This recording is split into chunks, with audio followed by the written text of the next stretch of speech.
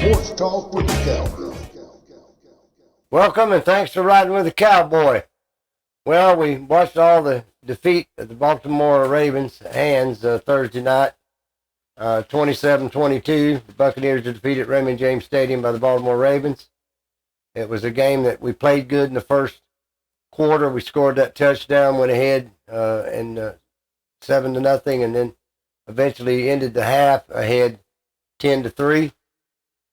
We played pretty good first half. It was kind of slow that second drive. The first drive down a good pass to Chris Godwin from Brady.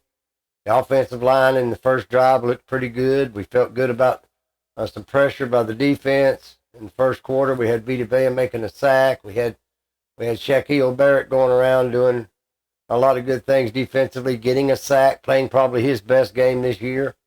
So the Buccaneers did do some good things in that first quarter and first half, and we went into halftime, of course, ahead. Second half, they made adjustments, we didn't, and they ran the ball right down our throats, over 200 yards, scored on us at will. Our defense was gassed. Our offense couldn't get anything going. It was 3 punt, 3 and out punt, 3 make a first down punt. In the next series, we just couldn't get anything established in the second half. The offensive line played a little bit better, but we had no running game to speak of other than in the first quarter, the first couple drives. A lot of balls got batted down because our offensive lineman got pushed all the way almost back into Brady.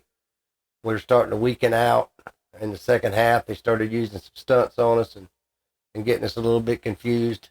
We tried quite a lot of different plays in the first half, jet sweeps, passes, a concoction of runs. It was all everything that I think they had in their arsenal.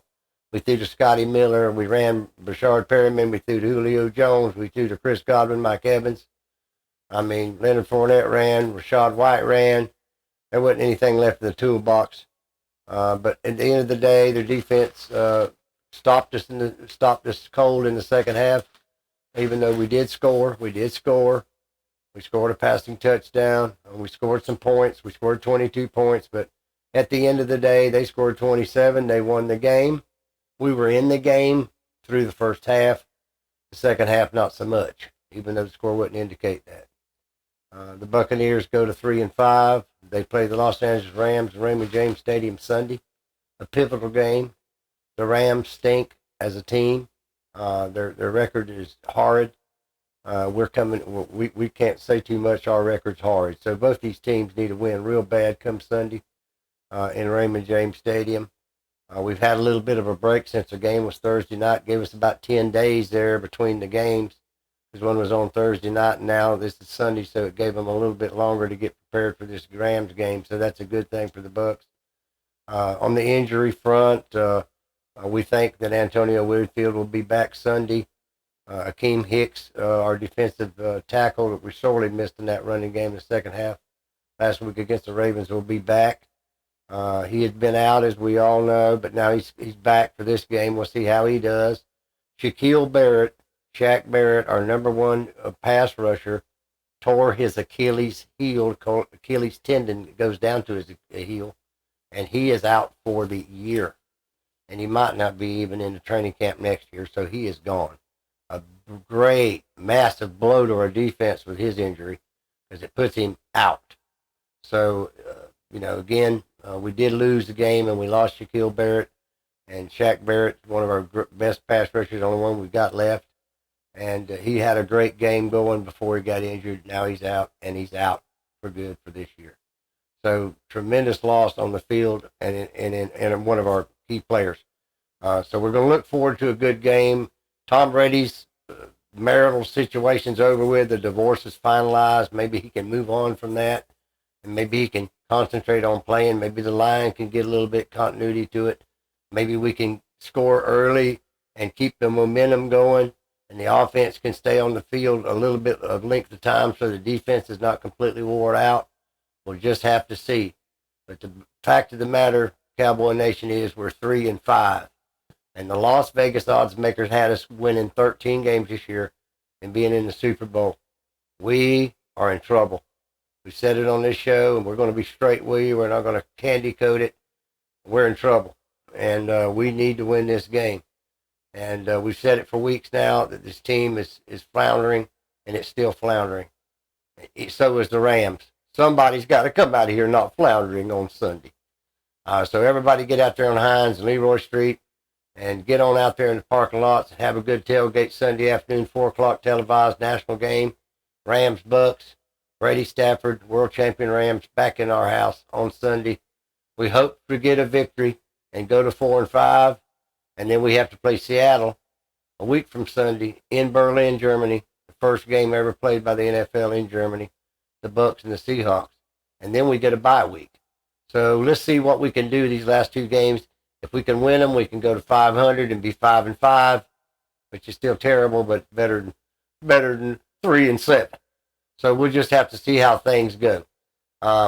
We keep hearing that they've had conferences with all the players. Devin White, of course, his play in this game was absolutely terrible. He just took off a few plays. He got pancaked out there a couple of times, and sometimes he didn't look like he was interested in being even out there playing. So really, we've got some issues. We've all spoke about them on these last shows, and we don't want to dwell on them tonight. We're going to dwell on them in a couple of weeks when we go to the bye. We just have to hope that we can win this game and take it just as one game, and hope that we can get in there and play good and see if we've made any improvement. So that's what that's what all the news on the Bucks tonight that we have. We're going to go on to some of the other games this week. The New Orleans Saints defeated the Las Vegas Raiders 24-0, a big victory. The Dolphins came back and defeated the Detroit Lions. We had some good action this week. The Buffalo Bills, of course, defeated the Green Bay Packers in a good game on Sunday Night Football. We have a lot of good action in Week 9 coming up this weekend, and we have the Titans and the Chiefs. We have the Bucks and the Rams. We have the Dolphins that are on a roll, and we have a lot of good games to watch in Week 9. Free agency was over yesterday. That's the NFL free agency, the last of any kind of trades that can be made before the end of the season. The Bucks stood pat along with the Green Bay Packers and didn't do any trades whatsoever. Some teams, like the Miami Dolphins that we've mentioned, went out and got defensive end Bradley Chubb and the Denver Broncos. Claypool, who DJX and me were talking about last week, Claypool, the receiver from Pittsburgh, that Pittsburgh said they weren't going to trade. They traded him to the Chicago Bears. So there's tight end Hanukkah. He's gone to the Minnesota Vikings. Some of the teams that are looking to try to win this year and go on in the playoffs are preparing their arsenal. And there are teams, which is kind of a bad omen for us, and the Green Bay Packers to boot, that didn't do any trades. Myself, personally, I don't believe the Bucks have what it takes to be a playoff contender with the roster they have right now. I'm just going to be frank with Cowboy Nation because I love the Bucks, and I love my Cowboy Nation fans, and I love anyone that loves the Bucks. And I'm just going to have to be honest with you. I personally, the Cowboy, don't believe we have what it's going to take to win going forward unless we get a lot of different players somehow or another. They don't have to be traded. They can come in that's not on a team. They can be players like Adonica Sue and Ron Gronkowski that are quote-unquote retired. They can be a lot of ways we can bring the players in even though the trade deadline is over with. We're going to need to do that, but we got to start by winning. And it's getting real deep, the funk over there in Tampa.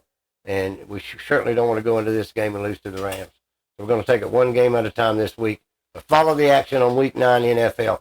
Now we're going to go into Major League Baseball and the World Series. Game 3 was last night. Philadelphia defeats Houston and takes a 2-game to 1-game advantage over the Houston Astros. The taping of this show is a Wednesday night. Will be Game 4 in Philly starting at 8 Eastern Time. As you know, I've made the pick, Phillies in 6. It's not a popular pick, but like I told you, take it to anybody that's got any action on the situation, and I say this to you, Merry Christmas. So now we're going to continue to follow that. By the time we get back next week, we'll have a decisive victor. Last night's Phillies hit 5 home runs in the first 5 innings. No one on base. That's a new World Series record, 5 home runs in the first 5 innings of the World Series game. By the way, Philadelphia did. And the Philadelphia Phillies have it in the air, if you know what I mean, and they are on fire. And so I can't tell you that I'm not pulling for the Phillies since I've called them to win it in 6. So that's what's going on with Major League Baseball. We're going to go to NASCAR. The final race of the season in Phoenix this week. Jones, Elliott, Logano, and Ross Chastain. And if any of y'all seen that Ross Chastain going around the Martinsville Speedway when he put his car up on the wall and went around the track on the wall to gain places to take over Denny Hamlin's spot in his Final Four in Phoenix, is remarkable. Any auto racing fan or sports fan, the ingenuity and the brains and the awareness to take that extra step is fascinating. Big race in Phoenix to determine the champion of NASCAR this Sunday in Phoenix. Logano, Jones, Elliott, and Ross Chastain. So keep your eye on that also. Now I'm going to take some questions tonight, and Jeremy, Jerome from Sebring's question is, how long until Brady's mentally gets over his marital problems now that the divorce is over? I hope he can put it behind him, because as anybody that's been divorced before knows, once it's finalized and it's over with and the judge has signed it, it's over. And for Tom Brady now, his marriage is over. So he can now maybe move on past the divorce, quote unquote, being underway, because it's through now, and get out there and concentrate a little bit more on football, and have a little bit more time in with his players and receivers and some of these practices, and try to sharpen up his game, because there's a lot of passes he missed the other night in Baltimore, Jerome. So I hope truly that he gets over it this weekend against the Rams, and he's ready to go to Germany. Maybe that European trip will help him a little bit too. And then the next one is from Tim in Arcadia, and he wants the best two teams in the NFL in Week 9. My best two teams in the NFL going into Week 9. And the two teams, Tim, are the Buffalo Bills, number 1, and the Philadelphia Eagles, number 2, because they are the two best teams in the NFL right now. The Buffalo Bills and the Philadelphia Eagles, Tim. That's the two best teams in the NFL from the Cowboy Week 9. And Janice from Frostproof, and thank you for your question, by the way, Tim, and thank you, Jerome, for your question from Sebring too. Janice from Frostproof wanted to know, why didn't the Buccaneers pick up running back Kareem Hunt from the Cleveland Browns before the trade deadline? Because of his ability to get through holes and a burst runner, speed runner. I don't know why Jason Light stood on his hands. I hear the media, the big bad media, talk about, well, he didn't want to use his draft picks for next year to have to trade for Kareem Hunt. This team needs a spark bad. And if you've noticed, Janice, when Tom Brady came the first 2 years, the year he won the Super Bowl, his first year, the doors were open for him. Anything he wanted, he got. Last year, the same way. This year, just like right now at the trade deadline, nobody in their right mind don't think the Bucs need some help. They need help bad. And he didn't do one single thing. Jason Light did not do one single thing. He did not do one single thing in the training camp when he knew his interior linemen were down. He said, oh, we got these guys, we'll put them in. They didn't. They hadn't panned out. Everybody can see they're not panning out. They've changed out the left guard. I mean, it's not panned out. Their offense is dragging. They have no spark. The players he brought in, Julio Jones, Russell Gage, Hakeem Hicks, trash. So why didn't he go get Kareem Hunt? He's got Tom Brady this year. He's trying to make a Super Bowl push this year. Don't worry about rebuilding next year with draft picks. You had $6-7 million, Jason Light, to go out and get a player. And Janice, he didn't. He didn't explore the possibility to get Kareem Hunt. It was and he would have been a good player, Janice from Frostproof. God bless you for that question. And Kareem Hunt would have been a good player for him to go look at, but he just frankly didn't do nothing. And when we review this season, at the end of this season, we'll have some remarks for a failure in Jason Light this year. Failure in the coaching staff, failure in the player of the players. It's been a failure, Janice. God bless you for your question, though, Janice. DJX, what you got for me tonight? Well, Cowboy, you know how we do it. Let's get right off into it, buddy. All right. Some of the rumored names stayed put at the deadline. Who did you want to see traded? I'm going to give you 4 names. Brandon Cooks, Kareem Hunt, Jerry Jeudy, Alvin Kamara. I would have got Kareem Hunt.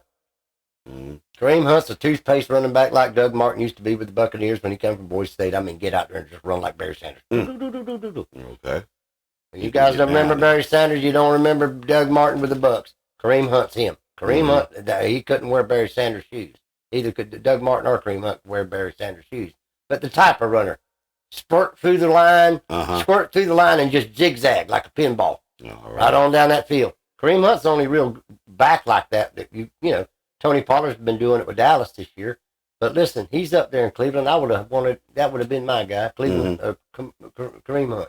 Kareem Hunt. What about Brandon Cooks? I think Cooks has been a good receiver. We have quite a lot of receivers. Mm-hmm. I mean, he is a good receiver. We could use a receiver. Oh yeah, we could use anything to spark the team, because when you got your players that are just kind of lollygagging around, you got new people there that's coming in. Maybe take their job. They might step up a little bit. Maybe they might play a little harder. Devin White and missing them tackles and taking off plays and talking trash in the media.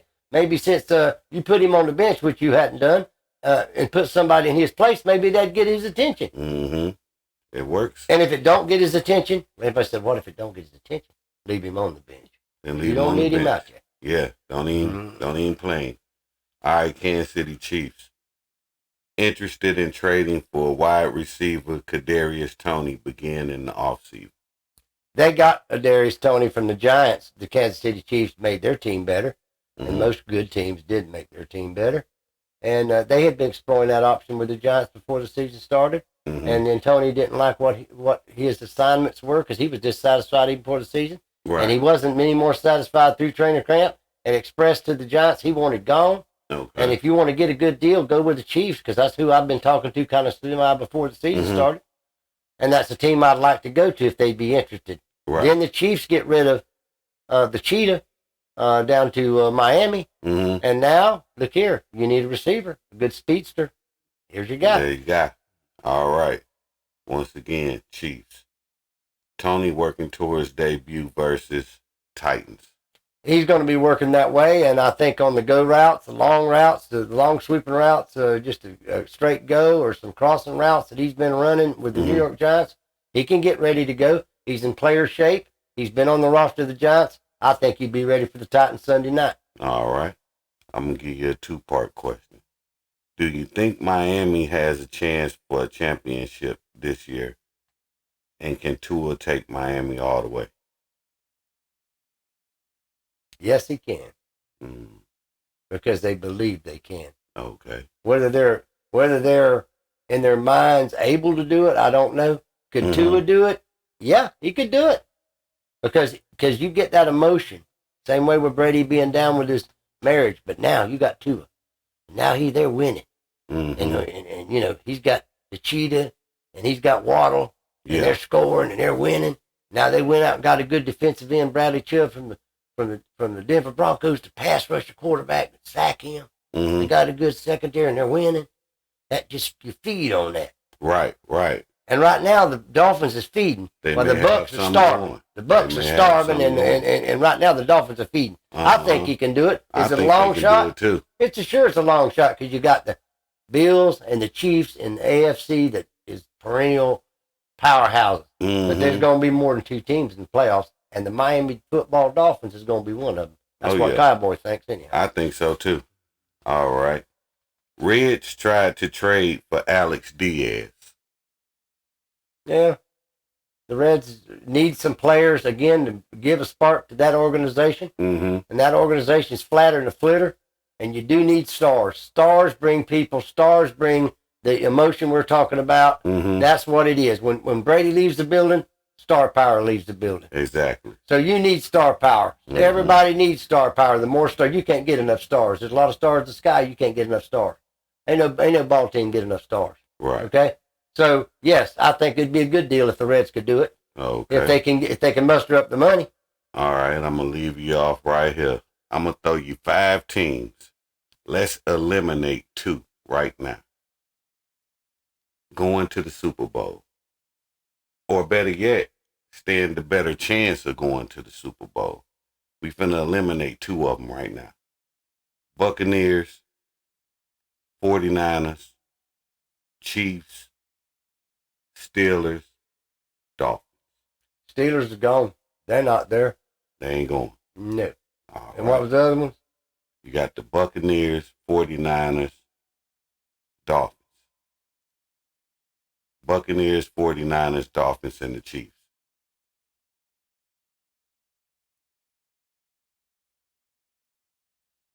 Well, right now, if you went to week 9 and you wanted to be fair about it, it'd be the Bucks. Okay.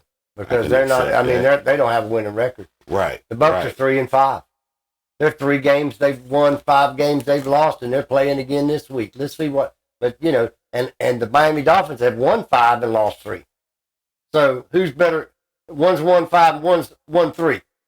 And the Dolphins are on a roll up, and the Bucks have rolled up under the bus because the Steelers and the Charlotte and the Carolina game was just a travesty to this team. And I've heard the big bad media, especially a lot of media outlets in Tampa, and I want to say this to you people over in Tampa. Some of the media outlets you have over there, they're living in some kind of a imaginary tale. It has nothing to do with Todd Bowles coaching. It has nothing to do with Jason Light not going and doing anything in the preseason or even during the season to make this team any better. And they think, well, I heard a guy the other day say, well, Akeem Hicks is coming back, and we'll just see if he pans out for Jason Light.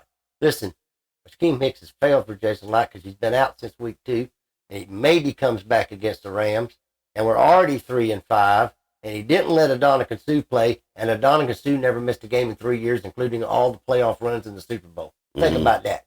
How he gonna come back and be better than that? Right. He can't be better than that. So they're fooling you a lot. Todd Bowles, as a coach, up to this point, is a failure.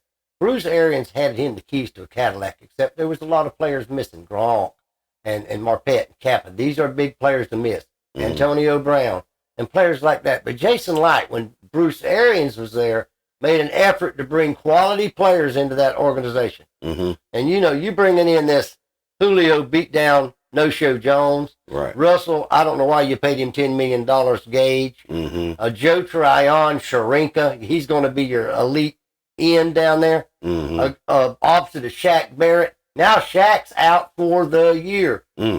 Okay? So this team's not playing in the same, this team's not rolling in the right direction. Right. Let's make no analogy of it. This team is a complete mess. This team had the greatest quarterback that's ever played the game and went to Charlotte against the Carolina Panthers and did not score a touchdown. Wow.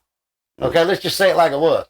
This team, at the start of this kick of a toe of football, the Vegas odds makers that have their money on it said the Bucks 13 wins, 4 losses to the Super Bowl.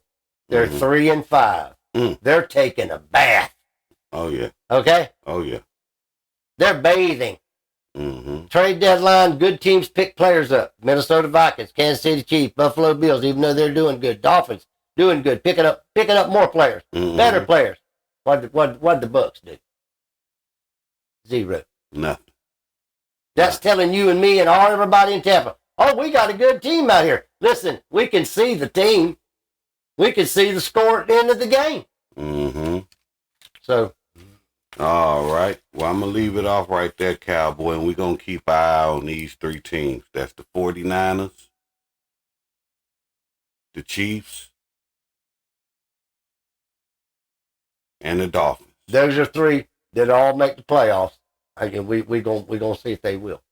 Oh, yeah. All right, Cowboy, that's what I got for you, buddy. God bless you, DJX. God bless you, too. Well, tonight here in our Week 9, Cowboy, you pick 'em games. This is Week 9's games. The Rams and the Bucks, the Packers and the Lions, the Dolphins and the Bears, the Titans and the Chiefs, and the Raiders and the Jags. There are your 5 games. The Raiders and the Jags, the Titans and the Chiefs, the Dolphins and the Bears, the Packers and the Lions, and the Bucks and the Rams. Those are your 5 games. Pick. Put them in your comment. Send them to us, and you're in the game for Week 9. Week 8 winner is Bill from Sebring and Joe from Sebring. Joe, a first-time winner. Bill now a 4-time winner this season. Bill from Sebring, 4 wins. I know of Ashley from Maiden Park with 2 wins. I know of Brian from Lakeland with 2 wins. We got a lot more playing to go. We're going all 17 weeks. We'll have a playoff format where those people have won. We've had a lot of winners. DJX is going to put up. We've said it before. We're going to have a long list of winners in the next upcoming shows. So until next time, be good to each other. Remember the golden rule and live by it. And don't throw the first stone to a glass house. And until next time, God bless you and Cowboys out.